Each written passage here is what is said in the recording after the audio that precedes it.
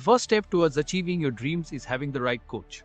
Get the best education with TADCOM Lab and make your AutoCAD 2D 3Ds Max dreams come true. Download the app now.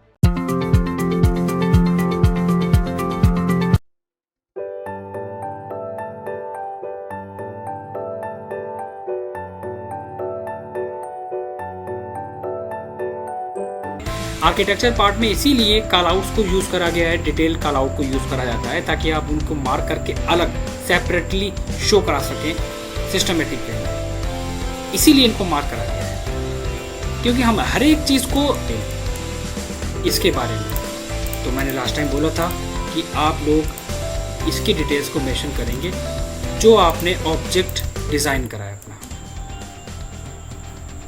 Call out details बहुत important है। कभी कभी क्या होता है कि हम लोग कुछ मोल्डिंग्स वगैरह क्रिएट करते हैं फ्रंट एलिवेशंस में, सभी लोगों ने देखा होगा।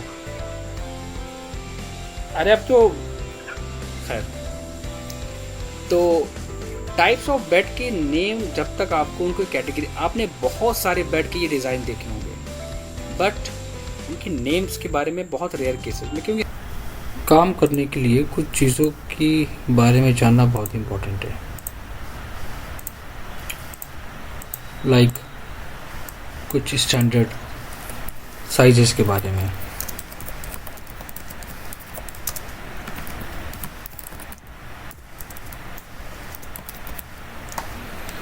स्टैंडर्ड साइजेस बहुत सारे होते हैं। फर्नीचर लेआउट का मतलब होता है ओवरऑल फर्नीचर की डिटेलिंग करना, फर्नीचर के बारे में एक कंप्लीट इंफॉर्मेशन देना अपनी प्लानिंग के अंदर। फर्नीचर लेआउट सिर्फ फर्नीचर से जुड़ा हुआ एक पार्ट नहीं है, ये पार्ट हमारा ओवरऑल हम जितना भी काम करते हैं ये उसका है, चाहे वो वॉशरूम हो, मास्टर बेडरूम हो, किचन हो, लिविंग हो या ड्राइंग रूम हो। वर्किंग का प्रोसेस क्या होता है कि वर्किंग का प्रोसेस ये होता है कि आप जो भी चीज़ें डिज़ाइन कर रहे हो, एक पहला स्टेप हम यहाँ पर ये ले लेते हैं कि जब आपको काम करना होता है किसी ड्राइंग पे, तो आप पहले उस ड्राइंग को बाहर ले आते हैं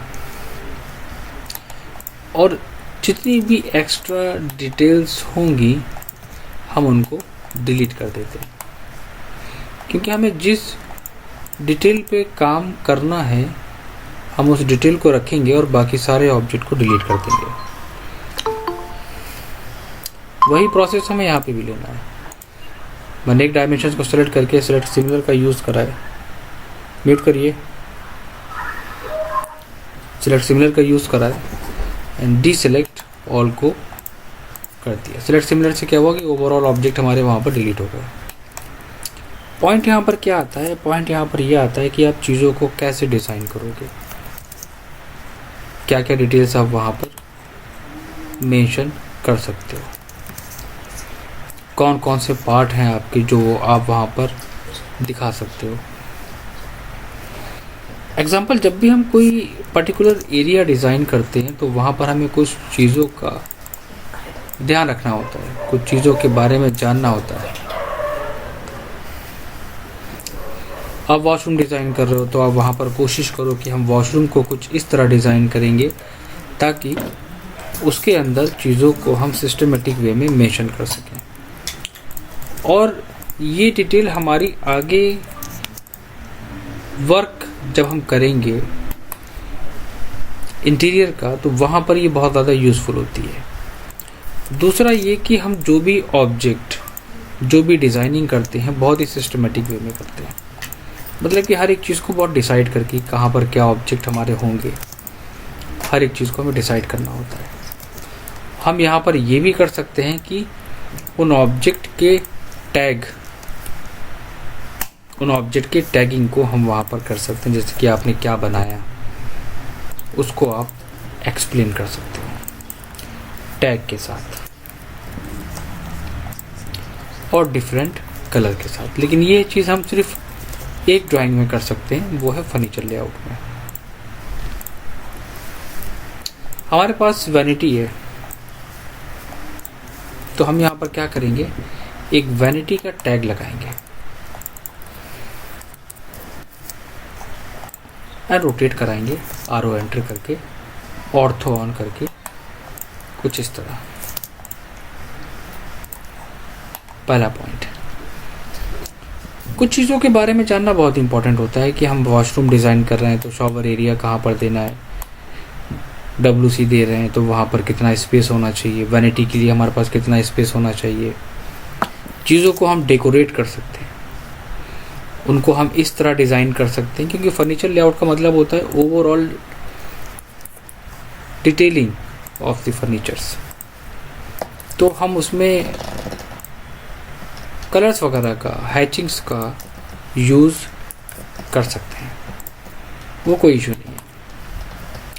बट फ्लोरिंग को मेंशन नहीं करना है, क्योंकि अगर हम फ्लोरिंग को मेंशन कर देंगे देन वो हमारा काउंट होगा फ्लोरिंग लेआउट में। अब यहाँ पर कुछ चीज़ें जानना इंपॉर्टेंट है। मुझे यहाँ पर क्या करना है, मुझे ब्लॉक, मैंने यहाँ पर एक बेड दिया, मैंने बेड को वहाँ पर मेंशन किया, लेकिन अब हमें वहाँ पर कैड ब्लॉक्स को यूज़ नहीं करना है। कैड ब्लॉक्स का यूज़ हमें अपनी ड्राइंग्स के अंदर बिल्कुल भी नहीं करना है। ये मैं पहले भी एक्सप्लेन कर चुका हूँ और एक बार और एक्सप्लेन कर देता हूँ कैसे।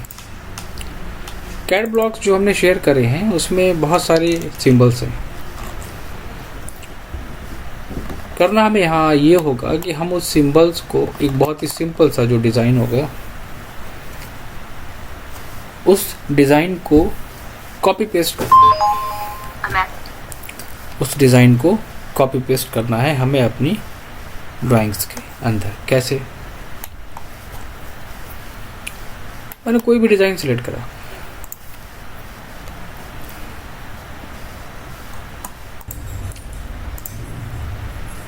ज़्यादा डेकोरेटिव मॉडल्स यूज़ नहीं करने हैं, बहुत ही सिंपल सा ब्लॉक। कंट्रोल C, अपनी ड्राइंग में आए, कंट्रोल V, काफ़ी बड़ा साइज़ है, आप उसे क्या करेंगे, स्केल करेंगे, छोटा कर लिया मैंने। इसको हम क्या करेंगे, इसको हम ब्रेक करेंगे। कैसे? एक्सप्लोड, एक्सेंटर,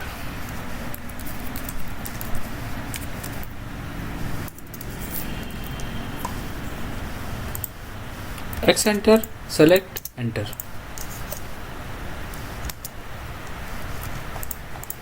तो क्या करेगा, सारे पार्ट अलग अलग होगा। हाँ, एक बात का ध्यान रखना, एक्सप्लोर करने से पहले हम इसको एक बार स्केल कर लेंगे, और स्केल करने के लिए हम एक बेड का जो साइज़ हम जो सोच रहे हैं वो साइज़ ले लेते हैं। जैसे कि क्या, इस लाइन के बराबर सेलेक्ट करके SC एंटर, पॉइंट पिक करके R एंटर, रेफरेंस, पहला पॉइंट ये, लास्ट पॉइंट ये, P एंटर, अपने पॉइंट दे दिया, तो हमारा क्या हुआ, एक पार्ट फिक्स हो गया। अब हम X एंटर करके तोड़ देंगे इसको, फिर हम ऑफसेट लेंगे, दूसरा साइज निकालेंगे। ठीक है, तो हमारी लिमिट ये आ रही है, राइट। होता क्या है कि हम जब इस तरह काम करते हैं तो हमारे कुछ मॉडल्स पहले से मतलब हम बना के रख लेते हैं, हमको ज़्यादा मेहनत नहीं करना होती है। मैं क्या करूँगा, मैं इसको स्ट्रेच कर सकता हूँ, बट मैं यहाँ पर इसको स्ट्रेच ना करा के मूव कराऊँगा। और जब हम एक बार अपने किसी भी प्रोजेक्ट में फर्नीचर लेआउट को क्रिएट कर लेते हैं तो जो बार बार उसको बनाने की ज़रूरत नहीं होती है। तो ये आपका पहला स्टेप होता है। अंदर के जितने भी मॉडल्स हैं छोटे छोटे, उनको आप ग्रुप करके छोड़ दीजिए।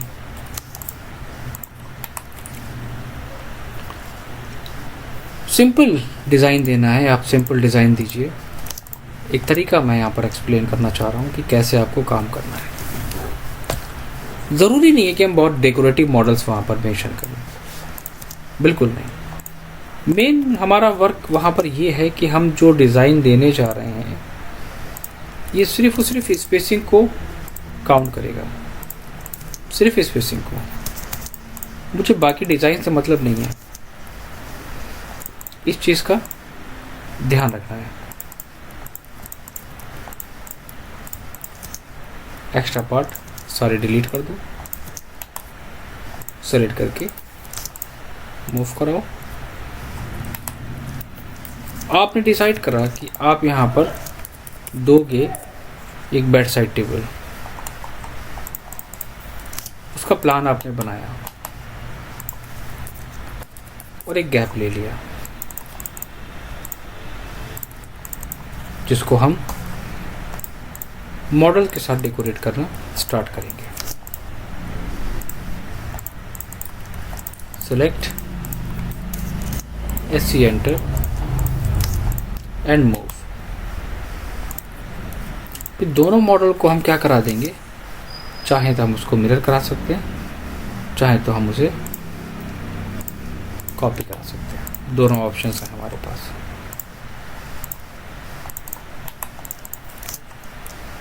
And move.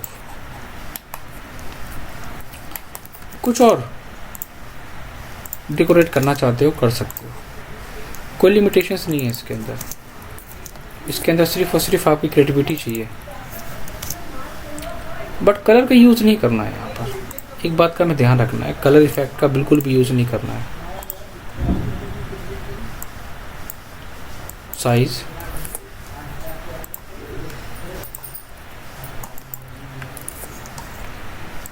बहुत लाइट कलर्स का यूज़ करना है। Transparency and close. अब आप डिसाइड कर लो, आप पहले से ही डिसाइड कर चुके होंगे, आपके पास लेयर्स पहले से ही होंगी वहाँ पर। आप जो भी कलर इफेक्ट देना चाहते हो अपने फर्नीचर्स आइटम के,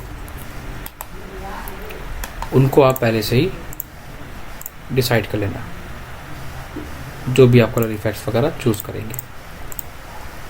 क्योंकि फर्नीचर लेआउट में कोई लिमिट नहीं होती वर्किंग की, और बहुत ही सिस्टमेटिक वे में काम करा जाता है हर एक चीज़ को।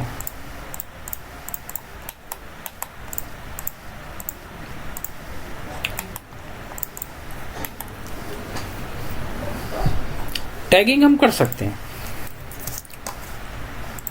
किसी चीज़ को, किसी ऑब्जेक्ट को अगर हमें एक्सप्लेन करना है तो उसके बारे में हम वहाँ पर मेंशन कर सकते हैं। टैगिंग करना,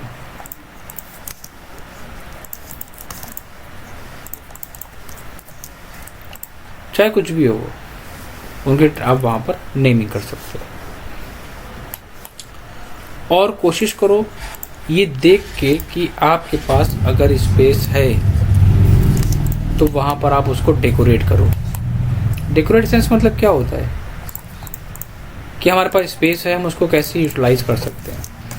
बनाने का मतलब सिर्फ ये नहीं होता है कि बस लिए बैठे और बना के छोड़ दिया, एक फॉर्मेलिटी करके कि हाँ हमको ये बनाना है और वहाँ पर हमको प्लेस करना है। ये चीज़ नहीं होनी चाहिए। सबमिट करना है तो कुछ भी उल्टा सीधा बनाएंगे और सबमिट कर देंगे, मेरा काम आसान हो जाएगा। सबको ग्रुप कर लो, ब्लॉक नहीं करेंगे, ग्रुप करेंगे, क्योंकि जब हम चाहें इसको बाहर आ सकते हैं इससे। एंड प्लेस, फिर आप प्लेस करो। मैंने टीवी यूनिट भी यहाँ पर मेंशन करी। मेरे पास वार्डरोब है, बहुत सारे बच्चे क्या करते हैं वार्डरोब के सिंबल्स वहाँ मेंशन करते हैं। नहीं, मैं यहाँ पर पैटर्न दूंगा ANSI 31 और उसमें हम वुड का एक पैटर्न देंगे 45 एंगल पे। लेकिन उसको हम कैसे रिप्रेजेंट करेंगे, टेक्स्ट के साथ, वो चीज़ चलेगी। लेकिन अगर हम ये सोचें कि वहाँ पर कलर इफेक्ट देंगे तो वो गलत है। ऑब्जेक्ट्स में कलर मेंशन नहीं करना है। किचन है, किचन के अंदर कहाँ पर सिंक है, कहाँ पर कुकटॉप है, पाउडर रूम में क्या है, वैनिटी है, WC है हमारा। यहाँ पर अगर हमारे पास शावर एरिया है, मैं एग्जांपल लेके चल रहा हूँ, तो वहाँ पर आप शावर एरिया का डिज़ाइन क्रिएट करेंगे तो उसकी मुझे वैल्यू बहुत होती है। ये फैक्ट है। तब वैल्यू पता चलती है कि क्या है उसकी एक्चुअली। वही चीज़ मैं यहाँ पर भी कोशिश करता हूँ कि बच्चा उस चीज़ को समझे और गेन करे। टाइम इम्पॉर्टेंट नहीं है मेरे लिए इम्पॉर्टेंट ये है कि हमारा जो क्वालिटी ऑफ वर्क है वो इम्प्रूव हो। अब एग्जांपल, हम जब वर्किंग ड्राइंग्स पे काम करना स्टार्ट करेंगे और जब हम आगे के प्रोजेक्ट पे देंगे क्लाइंट के वर्क करने के लिए, तो वही बच्चा उस प्रोजेक्ट को हैंडल कर पाएगा जो क्वालिटी रखता होगा।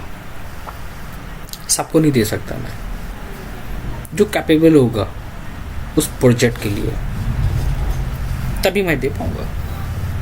तो इसलिए प्लानिंग बहुत इंपॉर्टेंट है। ये प्लानिंग आपका ये हर एक का बेस स्ट्रॉन्ग करता है। इसी प्लानिंग से आप फर्नीचर लेआउट बनाओगे, इसी प्लानिंग से आप फ्लोरिंग बनाओगे, इसी प्लानिंग से आप अदर डिटेल्स क्रिएट करोगे।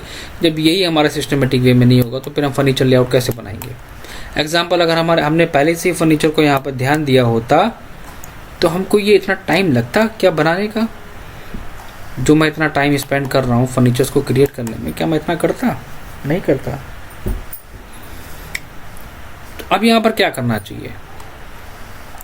अब यहाँ पर हमको करना क्या चाहिए, ये मैं एक एडवाइस दूंगा, क्योंकि हम सिर्फ एडवाइस दे सकते हैं। फॉलो करना ना करना बच्चे के ऊपर है। आपको अगर इसमें काम करना है सिस्टमेटिक वे में, तो आपको कुछ इस तरह अपने खुद के एक ब्लॉग बनाने पड़ेंगे। मैंने जो कैड ब्लॉग दिए हैं तो वो एक रैंडम है, वो तो सिर्फ आप दिखाने के लिए यूज कर सकते हो। वार्डरोब है तो उसका कुछ इस तरह सीन होना चाहिए। साउंड नहीं आ रहा है। किस किस को साउंड नहीं आ रहा है मेरा, जरा एक्सप्लेन करिए। कोई है जिसको साउंड नहीं आ रहा है?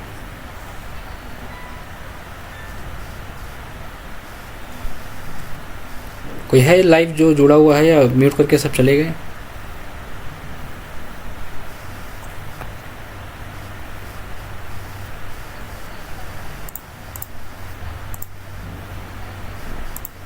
है कोई? एक बच्चे के अलावा कोई और है?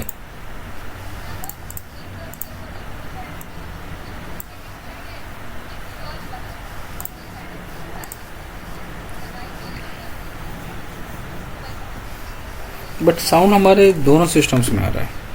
हेलो,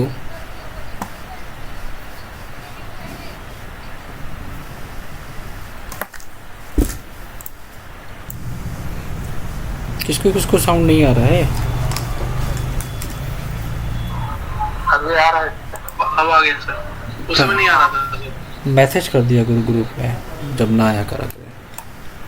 ठीक है, बहुत देर से बोल रहा हूँ मैं। क्वेश्चंस क्या बोला मैंने इससे पहले, क्या समझाया था? नहीं सर, इसी पे थे आप, इस ड्राइंग पे ही कुछ बता रहे थे आप। इससे पहले क्या बोला था? आपने शुरू किया था ये ड्राइंग, वैसे ही आवाज चली गई। इससे पहले क्या बोला था? कि प्लानिंग करते वक्त अगर आपके दिमाग में चीजें आ जाएंगी तो आपको टाइम नहीं लगेगा उस चीजों को करने में। फिर वहाँ पे आपने कुछ डिलीट किया था और ये इस पे आए थे समझाने की। ठीक,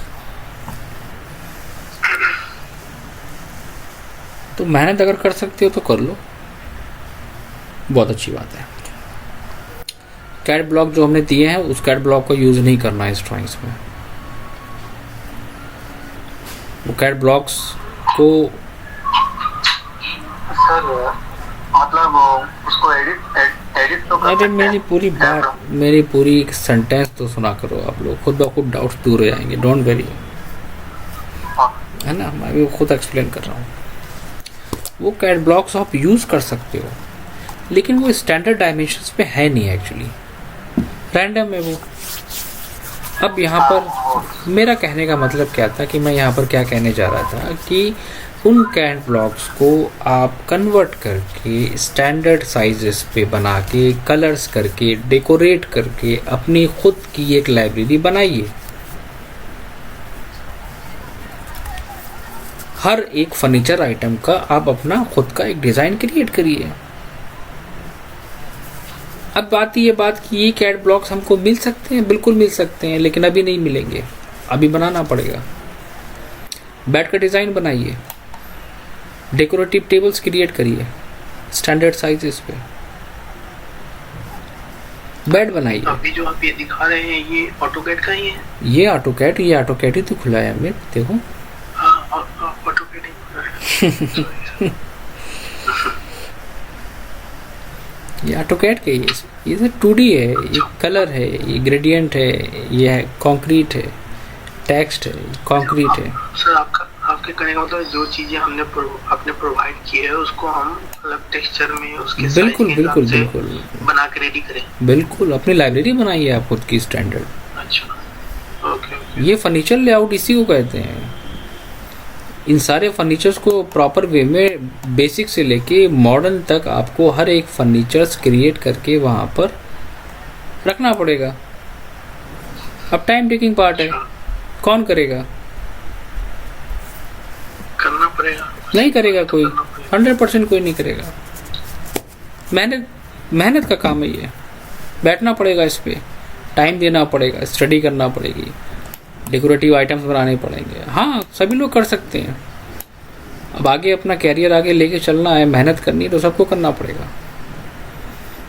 तो ये सब चीज़ों को बनाओ, उनको बना के रखो। ऑफिस टेबल से लेके हर एक चीज़, फुल हाइट स्टोरेज है तो उसको डेकोरेट करो, सिटिंग वाला पोर्शन पूरा बनाओ, कंप्लीटिंग। क्या होगा? वन टाइम आपकी सिर्फ मेहनत होगी इसमें, हमेशा आप उसको यूज़ करिए।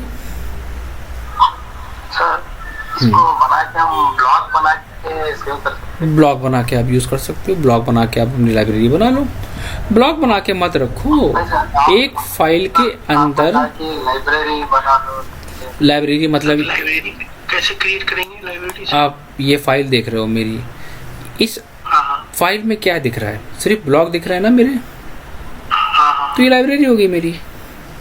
अच्छा, मतलब जैसे हम लोग प्रोजेक्ट बनाते हैं उसको सेव करते हैं, लाइब्रेरी हो गई।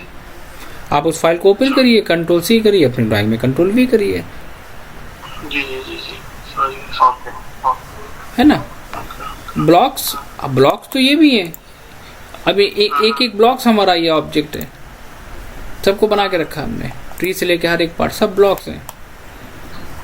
तो इन ब्लॉक्स को हम यूज करते हैं अलग अलग। ओके ओके सर, सबको आपने मतलब जो ब्लॉक्स हैं उसको अपने हिसाब से कलर वगैरह बिल्कुल डायमेंशन वगैरह चेंज करके उसको बना के रखना।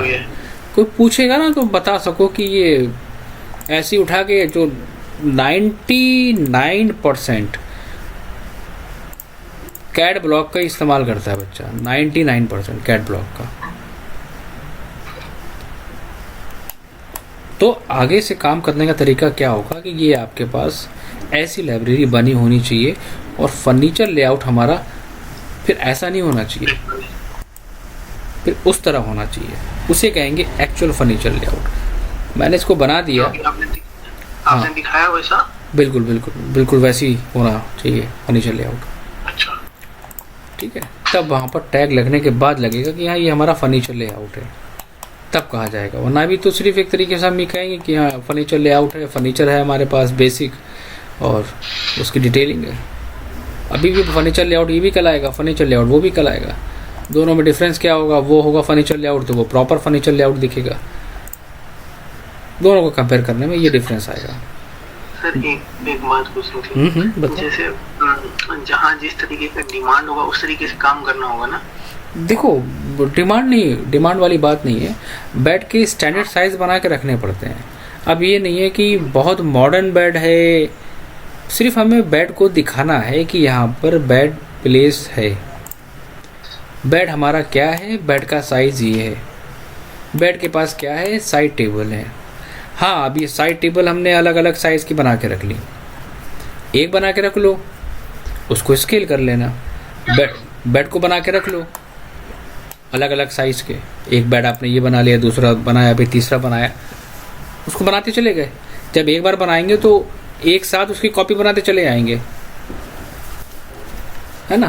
तो ये मतलब नहीं है कि बेड बहुत डेकोरेटिव है, कैसा है, उससे मतलब नहीं है। फर्नीचर स्टैंडर्ड साइज पे होना चाहिए, ये इंपॉर्टेंट है।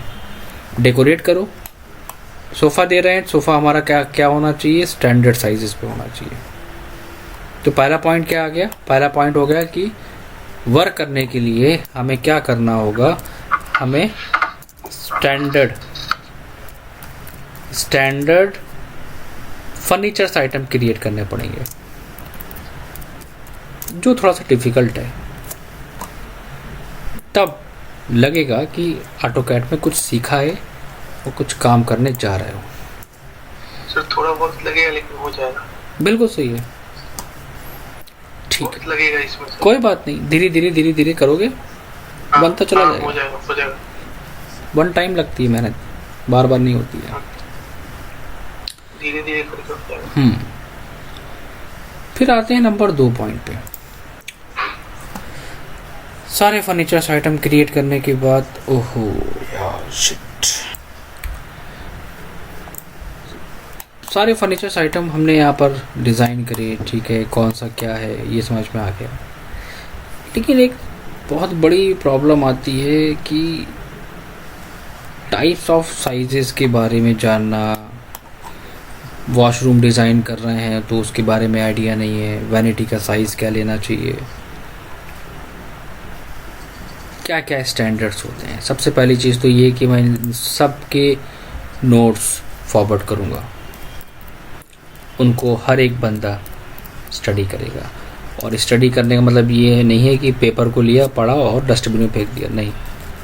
उनकी स्टडी के साथ साथ आपको नोट्स क्रिएट करना है, हर एक के नोट्स।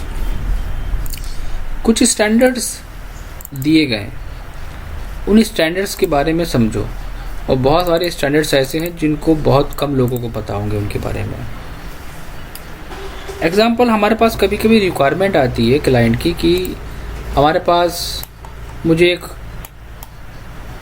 वॉशरूम डिज़ाइन करके दो, या वो कहेगा मास्टर वॉशरूम डिज़ाइन करके दो, हाफ बाथरूम डिज़ाइन करके दो, 3/4 बाथरूम डिज़ाइन करके दो। अब इतने टाइप्स ऑफ बाथरूम तो मैंने सुने नहीं, बस वॉशरूम सुना है या टॉयलेट सुना है, मास्टर बाथरूम कहाँ से आ गया। ये होते हैं टाइप्स। टाइप्स में हमारे पास कौन कौन से आते हैं। सबसे पहला आता है मास्टर बाथरूम। मास्टर बाथरूम की स्पेसिफिकेशंस क्या होती है। A master bathroom is a private bathroom attach to the master bedroom, जो मास्टर बेडरूम से अटैच होता है। It is usually the most luxurious bathroom in the house, most luxurious bathroom in the house, क्योंकि ये master bathroom में add हो गया। अब इसकी स्पेसिफिकेशंस क्या है, इसे क्यों कहा गया मास्टर बाथरूम।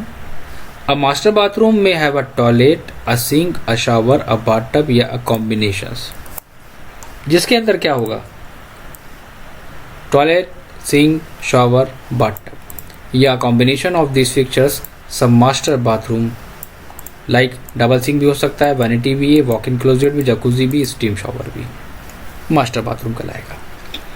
मास्टर बाथरूम का एवरेज साइज हम लेके चल सकते हैं 60 स्क्वायर फीट से लेके।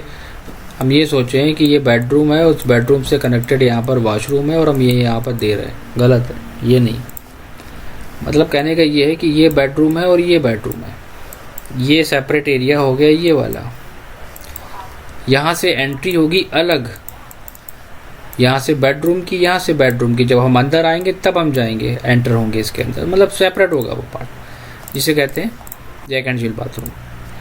It has 2 doors that allow each bedrooms to access the bathroom directly and privately. And it includes various fixtures such as toilet, sink, shower, bathtub या combination of them. Double sink भी, vanity भी, separate zones for different functions. And the standard size is 65 square feet. 2 we can use approx 100 square feet. इसी तरह इसमें different size हैं standard दिए हुए, आपको पता होना चाहिए। The standard toilet height is 15 inches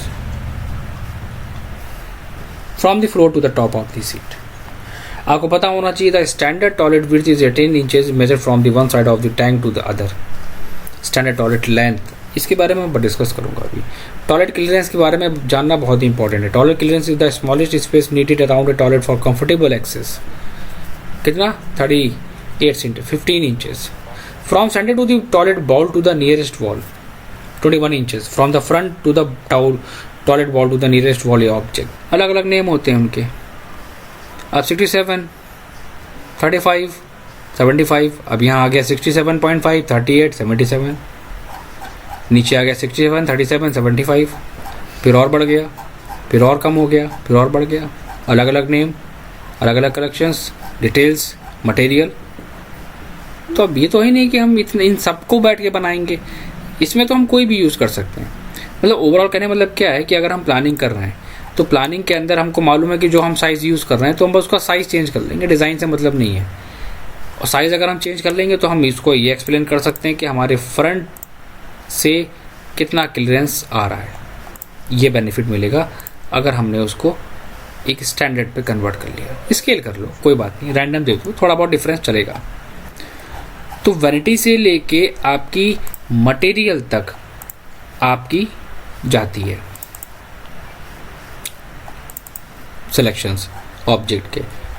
आप ड्राइंग रूम दे रहे हो, लिविंग दे रहे हो, क्या मटेरियल है, एक सैंपल मिल गया, मार्शे white, size 600 by 1200 mm, finish high glossy या मैट, कैसा नज़र आएगा फाइनल समझ में आ गया। नेम बताओ, नेम बता दिया आपने, कैसा दिख रहा है मटेरियल वो बता दिया आपने, किस कंपनी का है वो बता दिया आपने, सारी स्पेसिफिकेशन मिल गई आपको। तो ये होता है कैटलॉग पे काम करना, सिलेक्शन करना, उनके बारे में एक्सप्लेन करना, चाहे वो पेंट से लेके पूजा रूम के टाइल्स या बाथरूम के या ड्राइंग रूम के या बेडरूम के या किचन काउंटर टॉप का भी सिलेक्शन हम कर सकते हैं। बट बहुत सारे केसेस में नहीं होता है। मार्केट में जाते हैं, सबसे चीप एंड बेस्ट देखते हैं मटेरियल, जिसमें हमारा ठीक है काम चल जाएगा, बेनिफिट मिलेगा, वहाँ से ले लेते हैं। कैटलॉग्स, अगर बहुत सारे प्रोफेशंस के पास कैटलॉग होती है तो वो कैटलॉग से सिलेक्शन ईजी पड़ जाता है, आपको विजिट नहीं करना होता है। अपडेट होता है मटेरियल तो उसकी भी कैटलॉग्स मार्केट में अवेलेबल होती है। तो ये चीज़ें बेस्ट होती हैं काम करने के लिए। तो ये सब आपको कैटलॉग के बेसिस पे ही काम करना है। तो कैटलॉग्स में भी फॉरवर्ड नहीं करूँगा, मैं वैनिटी की फॉरवर्ड करूँगा और वॉशरूम की फॉरवर्ड करूँगा, ताकि उसमें आप ईजिली वर्क कर सको उसमें जो अभी ज़रूरी है। ये हो गई हमारी बात फर्नीचर लेआउट। तो फर्नीचर लेआउट में आपको करना क्या है, डेकोरेट करना है, समझना है चीज़ों को, किस तरह काम करना है ये समझना है, एक सिस्टमेटिक वे में डिज़ाइन करना है। बेडरूम आपको डिज़ाइन करना है स्पेस प्लानिंग के साथ, हर एक चीज़ को स्टैंडर्ड साइजेस के साथ। क्लियर है?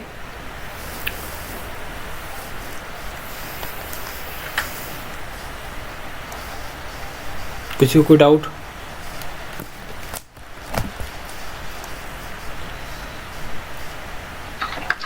इसमें फर्नीचर का फर्नीचर का जो डायमेंशन वगैरह कैसे हम उसको करेंगे? आपको कैटलॉग भेज, वो आपको स्टैंडर्ड साइजेस भेजूंगा ना मैं। ओके। अभी हमने वही चीज़ रिपीट करी, आपको कैटलॉग वैनिटी की देंगे। और तो क्लाइंट के हिसाब से क्या होता है, क्लाइंट मांगते हैं क्या कि हमको चीप में चाहिए, तो क्लाइंट वाला मैटर अभी छोड़ दो, वो तो एक अलग चीज़ हो गई।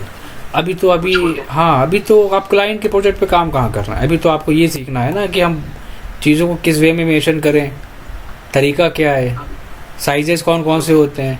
अभी मैं पूछ लेता हूँ टाइप्स ऑफ बेड के नेम बताओ उनके, और साइज़ बताओ और फिनिश बताओ, नहीं पता।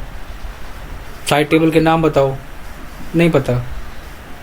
तो अभी तो हमें अपनी नॉलेज को थोड़ा सा इंक्रीज़ करना है, पहले उसको करो।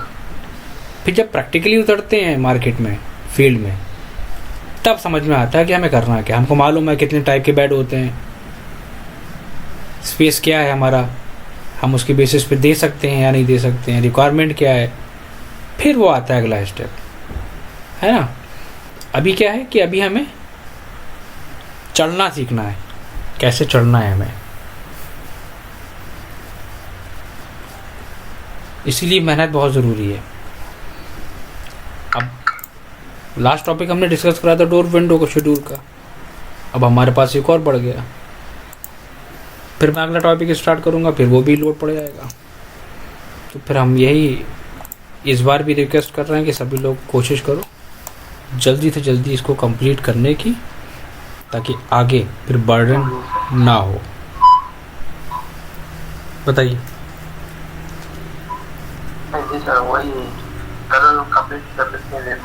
है ना, फिर बर्डन हो जाएगा। कोई वरना ना, कोई बात नहीं,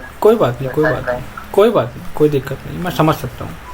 तो बस ये है कि बर्डन बढ़ जाएगा तो फिर इंटरेस्ट खत्म हो जाएगा। मैं बताऊँ क्या होता है, जब बर्डन बढ़ जाता है ना, अरे सर तो पहुँच गए 8वें टॉपिक पे, हम पढ़े दूसरे पे, फिर बर्डन पड़ गया, इंटरेस्ट खत्म हो जाता है कि अब छोड़ो। ये होता है। आगे काम करने के लिए देंगे प्रोजेक्ट, काफ़ी अच्छी स्किल्स होगी, अच्छा काम करोगे। फिर मैं कहूँगा चलो ये डिज़ाइन करना है तो मज़ा आएगा। अब ऐसे क्या होगा, समझ में नहीं आएगा, मेरा वो चीज़ क्लियर नहीं हुआ, मेरा वो चीज़ क्लियर नहीं हुआ, मेरा ये समझ में नहीं आया, ये होता है। बाकी सभी लोग काम कर रहे हैं, कोई दिक्कत नहीं, सबके साथ प्रॉब्लम्स होती हैं, मैं समझ सकता हूँ। ठीक है, मैं नोट शेयर कर रहा हूँ सभी लोगों को और कैटलॉग शेयर कर रहा हूँ। अच्छा सा सभी लोग काम करके सबमिट करो, फिर मैं सभी लोगों की फ़ाइल चेक करके बताता हूँ कि इसकी क्या क्या इम्प्रूवमेंट की ज़रूरत है। और कोई डाउट किसी को हो तो बताओ। सर एक बार रिकॉल कर देंगे क्या क्या प्रोसेस करना है, एक बार प्लीज, अगर टाइम हो तो। वीडियो में तो होगा, रिकॉल करने की ज़रूरत क्या है? हाँ नहीं, मतलब मैंने लास्ट 2 वीडियो मिस किया है ना, अभी मैं कल बैठूंगा देखूंगा उन्हें तब मैं।